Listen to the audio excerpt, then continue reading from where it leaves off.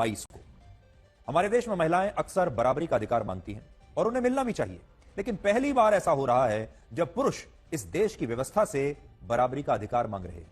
और आज एक सवाल यह भी है कि कहीं यह देश अतुल को भी वैसे ही ना भुला दे जैसे वो मनीष दलाल को भुला चुका है। आज आपको मनीष दलाल की कहानी जो है वो सुननी चाहिए। एक नई कहानी मैं आज आपके लिए लेकर आया हूं और इस कहानी को आप थोड़ा ध्यान से सुनिएगा। इस कहानी को सुनने के बाद आपको अतुल सुभाष की कहानी और ज्यादा समझ में आएगी। तो आज से 19 साल पहले वर्ष 2003 में उत्तर प्रदेश की पुलिस ने मुनीष और उसके परिवार को गिरफ्तार किया था।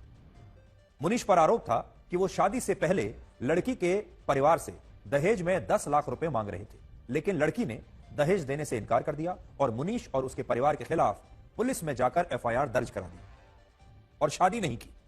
यानी शादी से पहले ही लड़की ने मुनीष के खिलाफ एफआईआर दर्ज करा दी और मुनीष को गिरफ्तार करवा दिया इस आरोप में कि वो दहेज मांग रहा था और शादी करने से इनकार कर दिया।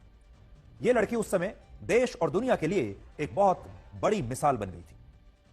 अमेरिका की मशहूर टेलीविजन होस्ट ओपरा विनफ्रे ने खुद अपने शो में इस लड़की का इंटरव्यू किया और हमारे देश के स्कूलों में छठी कक्षा की पुस्तक में, स्कूलों में जो छठी कक्षा में पुस्तक पढ़ाई जाती है, उस पुस्तक में इस लड़की पर पूरा एक चैप्टर लिखा गया और बच्चों को स्कूल में इस लड़की की बहादुरी के बारे में पढ़ाया जाता था।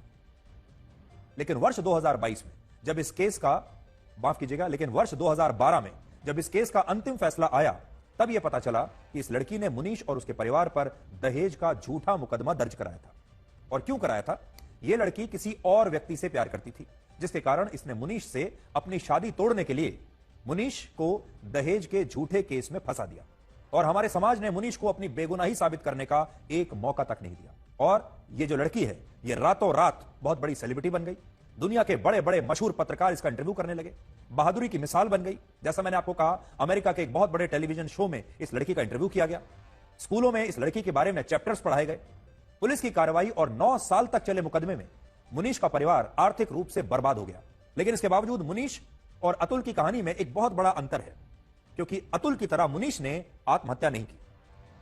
9 वर्षों में 320 बार मुनीष अदालत में पेश हुआ, 320 बार, और तब तक खुद को बेगुनाह साबित करने के लिए लड़ता रहा जब तक कोर्ट ने उसे सभी आरोपों से बरी नहीं कर दिया।